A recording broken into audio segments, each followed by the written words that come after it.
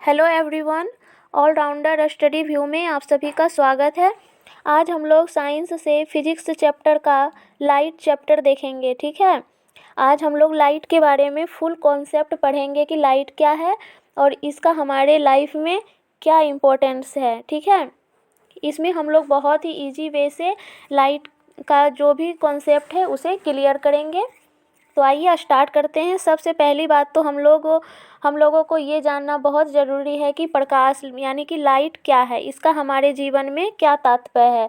हमारे जीवन में प्रकाश आई कहाँ से, हम किसी भी वस्तुओं को कैसे देख सकते हैं। जब तक लाइट नहीं रहेगा तो हम किसी भी वस्तुओं को नहीं देख सकते हैं। जैसे कि हम लोग तो समझते हैं कि हमारे पास आँख है तो हमारे आँखों में रोशनी है, तो रोशनी के बदौलत हम लोग किसी वस्तु को देखते हैं। लेकिन अगर दिन में हम लोग देखें तो सूरज के बदौलत देखते हैं, क्योंकि सूरज में रोशनी होती है और वही जो प्रकाश चारों तरफ फैलती है उसी से हम लोग देखते हैं। बल्कि ऐसा रियल में नहीं होता है।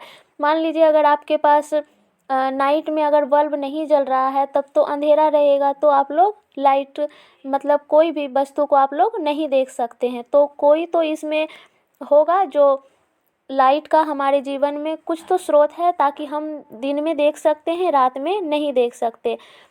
तो आइए सिंपली समझते हैं। प्रकाश एक प्रकार की ऊर्जा है जो विद्युत चुंबकीय तरंग के रूप में संचारित होती है। ये तो हर कोई जानता है कि प्रकाश एक प्रकार की ऊर्जा है जो विद्युत चुंबकीय तरंगों के रूप में संचारित होती है, और इसका ज्ञान हमें आँखों द्वारा प्राप्त होता है। ये तो हर कोई जानता है कि आँख के द्वारा ही हम हर वस्तु को देख पाते हैं, लेकिन आँख के बदौलत हम कैसे देख पाते हैं, तो आइए हम लोग सिंपली समझते हैं। देखिए, हम इस संसार में अपने चारों ओर अनेक प्रकार की वस्तु देखते हैं। किसी अंधेरे कमरे में हम कुछ भी देखने से असमर्थ हैं। कमरे को प्रकाशित करते हैं तो चीज़ें दिखाई देने लग जाती है। ये बात तो सच है कि अगर हम अंधेरे कमरे में जाएंगे तो हम कोई भी वस्तु को नहीं देख पाएंगे। इसके लिए हमें कमरे को प्रकाशित करना पड़ेगा, बल्ब जलाना पड़ेगा, प्रकाशित करना पड़ेगा, तो हम वस्तु को देखेंगे। तो कैसे देखेंगे, देखिए इस फिगर से हम लोग समझते हैं। मान लीजिए कि ये पूरा जो है लोकेशन पूरा नाइट का है, अंधेरा है, तो हम यहाँ पर लाइट को जला दिए। लाइट को जब हम जलाते हैं तो ये लाइट जो है हमारे आँख पे पड़कर परावर्तन इस तरह से होती है। ये टॉर्च है, ठीक है, ये टॉर्च है। टॉर्च से जो लाइट निकल रही है वो हमारे आँख पर पड़ रही है और आँख से परावर्तित होकर के हमें ये लड़की दिखाई दे रही है। तो ये जो है एक परावर्तन है, परावर्तन के कारण ही प्रकाश दिखाई देती है। ये टकराकर जो वापस आती है तो इसी कारण से हमें दिखाई देती है। इसे हम लोग रिफ्लेक्शन कहते हैं, परावर्तन कहते हैं, यानी कि टकरा कर लौट जाना। टकरा कर लौट जाने को ही परावर्तन कहते हैं, और परावर्तन के कारण ही हमें हर वस्तु दिखाई देती है। ठीक है,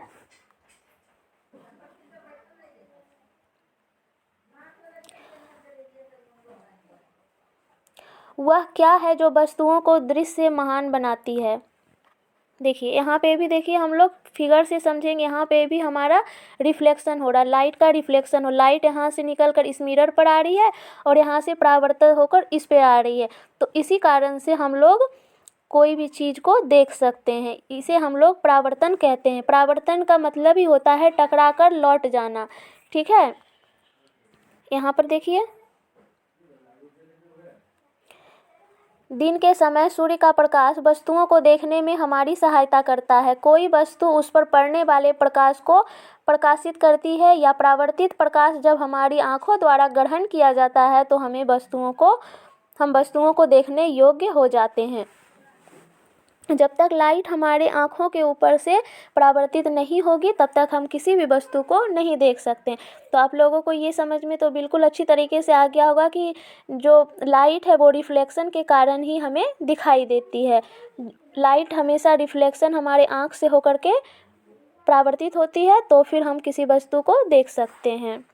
देखिए इस मिरर में, इसमें देखिए हम किसी पारदर्शी माध्यम के आर पार देख सकते हैं, क्योंकि प्रकाश इसमें ट्रांसमिटेड हो रहा है। इसमें जो है लाइट हमारा ट्रांसमिटेड हो रहा है, इसीलिए हम इसके आर पार दोनों तरफ देख सकते हैं। लाइट से रिलेटेड कुछ इम्पोर्टेंस इफ़ेक्ट्स हैं।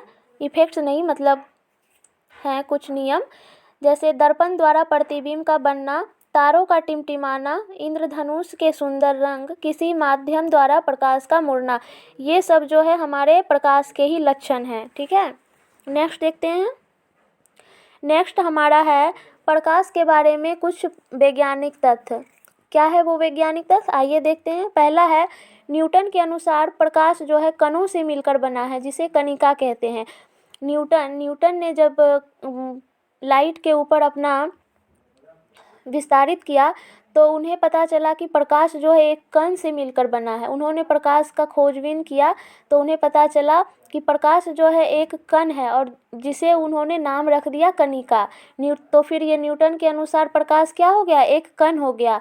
जो कणों से मिलकर बना है उसे कणिका कहते हैं। लेकिन हाइजेन जो वैज्ञानिक थे उनके अनुसार प्रकाश एक तरंग है। अब न्यूटन का अलग निकल गया परिणाम और हाइजेन का अलग परिणाम निकल गया, तो अब दोनों का तो अलग अलग परिणाम है। तो फिर हम कैसे समझेंगे कि प्रकाश कण है। न्यूटन बोल रहा है कि प्रकाश एक कण है और हाइजेन बोल रहा है कि प्रकाश एक तरंग है।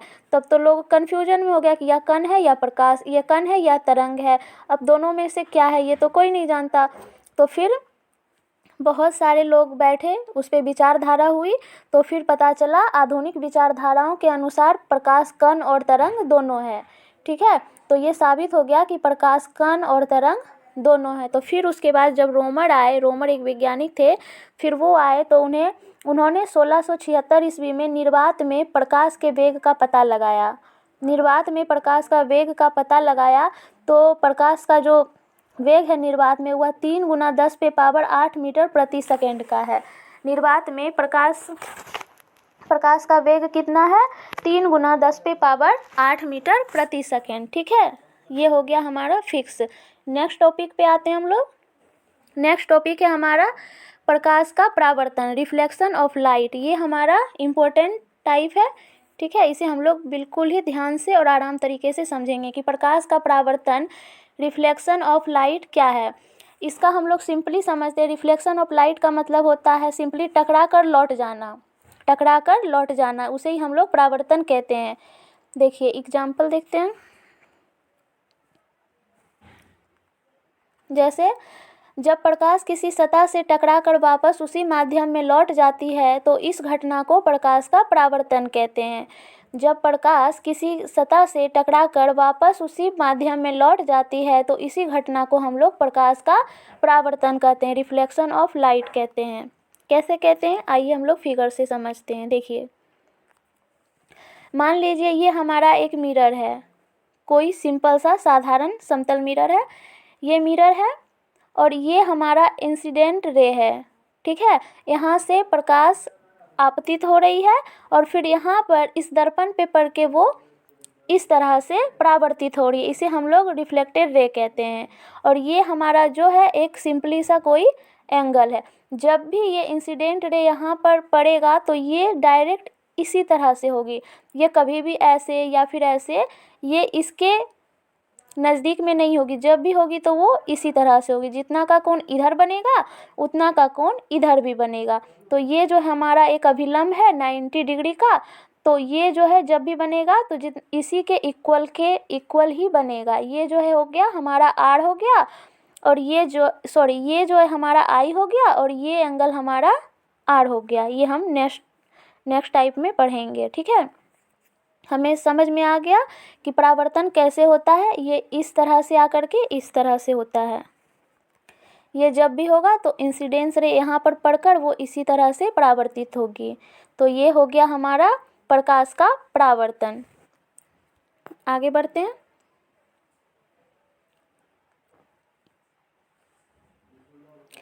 प्रकाश के परावर्तन के फलस्वरूप तीव्रता और आयाम में कमी आती है, जबकि तरंगदैर्घ्य आवृत्ति नहीं बदलती।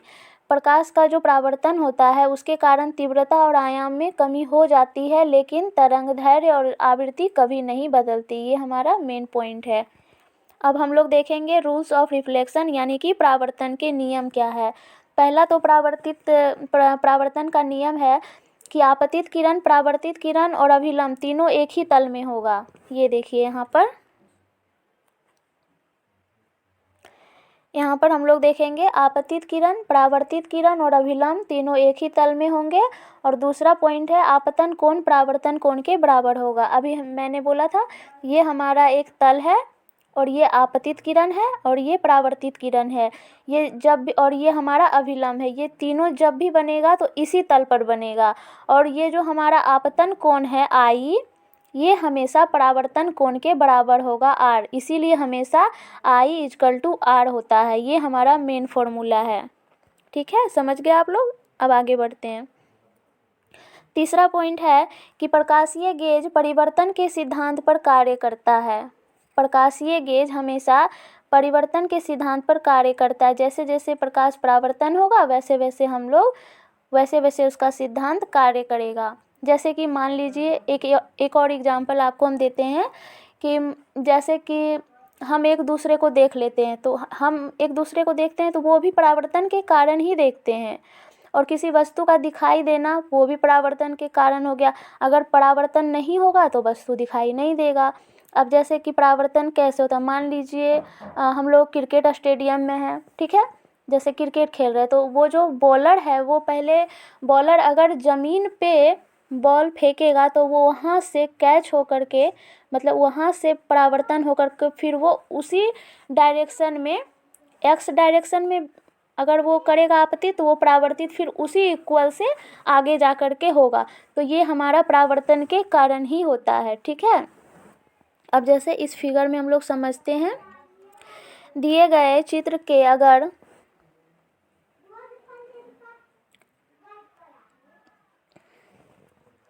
दिए गए चित्र में अगर एक्स वाई किरण ए बी से टकराती है तो ए सी से टकराने के बाद उसकी दिशा क्या होगी। इसमें बोला गया है, देखिए फिगर में बोला गया है कि एक्स वाई, यहाँ पर एक्स वाई एक किरण है, यह ए बी, यहाँ ये तल है, ए बी एक तल है और यहाँ से एक्स वाई टकरा गई। टकराने के बाद या फिर ए सी से टकराती है, फिर यहाँ से टकराने के बाद ये यहाँ टकरा गया, फिर यहाँ से ये परावर्तित हो गया। इस तरह से ये हमारा जो है ये इक्वल सीन है हमारा। ठीक है, ये हमारा एक कोई तल है और एक्स वाई यहाँ से कोई बॉल आया, यहाँ पर कोई बॉल आया, फिर यहाँ से ये परावर्तन होकर ये बॉल यहाँ पर आ गया, फिर यहाँ से ये परावर्तन होकर यहाँ आ गया। तो ये बोल रहा है कि उसके बाद उसकी दिशा क्या होगी, तो उसकी दिशा हमेशा इसके इक्वल ही होगी। तो अगर ये एक्स वाई है तो फिर यहाँ पर ये एक्स वाई के विपरीत हो जाएगा, यानी कि हमारा राइट आंसर हो जाएगा ऑप्शन ए, एक्स वाई के विपरीत दिशा में। ठीक है, अब हम लोग नेक्स्ट टॉपिक पे चलते हैं। नेक्स्ट टॉपिक है हमारा समतल दर्पण, जिसे हम लोग बोलते हैं प्लेन मिरर। प्लेन मिरर क्या है, प्लेन मिरर क्या है, समतल दर्पण, प्लेन मिरर। 1 सेकेंड,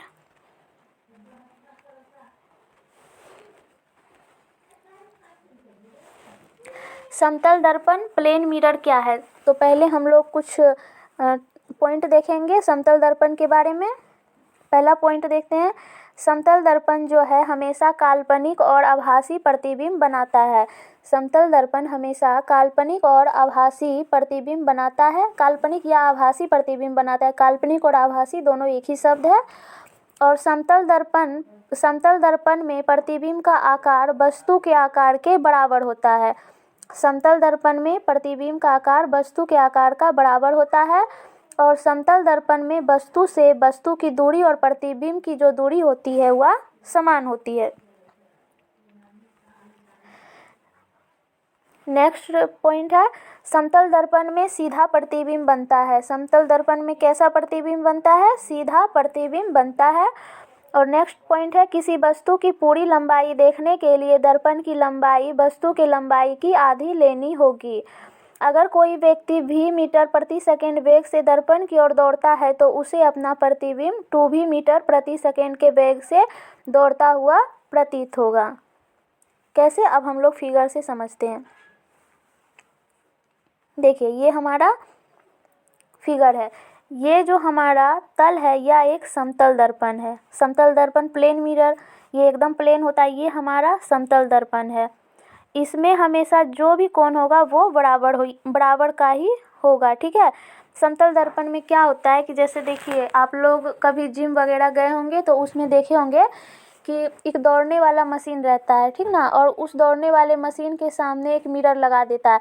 जब भी आप 1 किलोमीटर के स्पीड से दौड़ेंगे तो आप शीशा में देखेंगे तो वो दुगना दौड़ेगा, तो आपको लगेगा कि नहीं हम उसी स्पीड से दौड़ रहे, बहुत जल्दी जल्दी स्पीड से दौड़ रहे। ये लोगों को मूर्ख बनाने के लिए वो लोग जिम में लगा देते हैं, ताकि लोगों को लगे कि वो दौड़ रहा है 1 किलोमीटर और उसे लगेगा मिरर में देख के कि हम लोग 2 मीटर के दौड़ से दौड़ रहे हैं, तो वो बहुत खुश हो जाएगा। तो बल्कि ऐसा रियल में नहीं होता है, उसमें समतल दर्पण जानबूझकर वैसा मिरर लगाया जाता है लोगों को अट्रैक्शन करने के लिए, ठीक ना, ये हो गया। और समतल दर्पण में अगर हम लोग को अगर लंबाई, अगर पूरा शरीर का लंबाई देखना है तो हमें अपने शरीर का आधा लंबाई का मिरर लेना होगा, तभी जा कर के हमारा पूरा शरीर दिखेगा, ठीक है। यहाँ पे देखिए हम लोग समझते हैं, ये जो हमारा इंसिडेंस रे है, ये जो हमारा इंसिडेंस रे है इसे हम लोग आई से डिनोट करते हैं। किससे डिनोट करते हैं? आई से। और ये जो रिफ्लेक्शन जो हमारा है इसे हम लोग आर से डिनोट करते हैं। ये हमारा इंसिडेंस हो गया, ये हमारा रिफ्लेक्शन हो गया, ठीक है। तो आई हमेशा आर के इक्वल होता है, बराबर होता है। जब भी हम कोई एंगल निकालना होगा तो उसे आने वाली किरण का जो भी एंगल होगा अभिलंब से नापा जाएगा। मान लीजिए अगर हम कोई क्वेश्चन बनाएंगे तो हमसे अगर कोई एंगल का डिग्री पूछेगा कि ये इतना डिग्री है तो फिर ये कितना डिग्री है, तो वो जब भी जोड़ा जाएगा तो वो यहाँ से जोड़ा जाएगा, क्योंकि ये हमारा मेन एंगल है 90 डिग्री का, ठीक है। इससे रिलेटेड हम लोग क्वेश्चन देखेंगे। आइए क्वेश्चन देख ही लेते हैं। देखिए एक क्वेश्चन है, एक किरण समतल दर्पण के तल से 50 डिग्री का एंगल बनाती है तो एंगल आर कितना होगा। इसमें देखिए बोला गया है कि ये जो हमारा है एंगल, 1 सेकेंड, ये जो हमारा एंगल है, ये जो हमारा एंगल है, ये 1 सेकेंड, ये हमारा एंगल है, ये हमारा 50 है। कितना है? 50 है। तो इसमें बोला गया है कि ये हमारा कितना होगा, ये हमारा 50 है तो ये कितना होगा।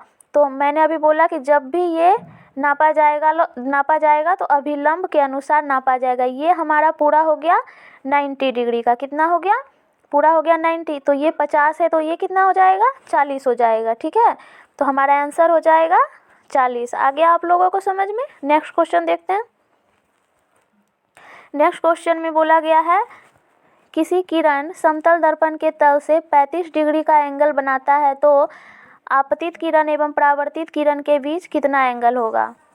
एक किरण समतल दर्पण के तल से 35 डिग्री का एंगल बनाता है तो आपतित किरण एवं परावर्तित किरण के बीच कितना एंगल होगा। देखिए इसमें हम लोग फिगर से देखते हैं। ये हमारा हो गया समतल दर्पण, ठीक है। तो ये अगर हमारा 35 डिग्री का कोण बना रहा है, ये कितना डिग्री का? 35 डिग्री का कोण बना रहा है, तो ये भी तो हमारा 35 डिग्री का कोण बनाएगा, क्योंकि ये दोनों तो इक्वल होते हैं। ये 35 हो गया तो ये हमारा 35 हो गया, तो इधर कितना बच गया? 55 बच गया। तो इधर 55 बच गया तो इधर भी तो 55 बच जाएंगे। तो 55 और 55 कितना हो जाएगा? 110 हो जाएगा। इसमें पूछा गया आपतित किरण और परावर्तित किरण के बीच का कोण, यानी कि ये पूरा का पूछ रहा है, ठीक है। तो ये हमारा 110 हो गया। अब नेक्स्ट क्वेश्चन देखते हैं। अब हम लोग नेक्स्ट क्वेश्चन देखेंगे।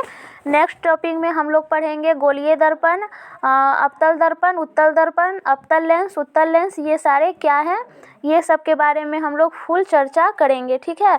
अगर आप लोगों को इससे रिलेटेड लाइट चैप्टर से कोई रिलेटेड कोई क्वेश्चन है तो आप लोग प्लीज़ हमारे कमेंट बॉक्स में ज़रूर बताएं। अगर आप लोगों को नहीं समझ में आया है तो और अच्छे तरीके से समझाया जाएगा। अगर समझ गए हैं, कोई प्रॉब्लम है तो उससे रिलेटेड आप इनबॉक्स में क्वेश्चन पूछ सकते हैं, ठीक है। उससे रिलेटेड क्वेश्चन आपको आंसर आपको नेक्स्ट वीडियो में दे दिया जाएगा, ठीक है। अगर आप लोगों को हमारा ये सेशन अच्छा लगा तो प्लीज़ अपने दोस्तों में शेयर करें और सब्सक्राइब करना बिल्कुल ना भूलें। मिलते हैं नेक्स्ट वीडियो में। धन्यवाद।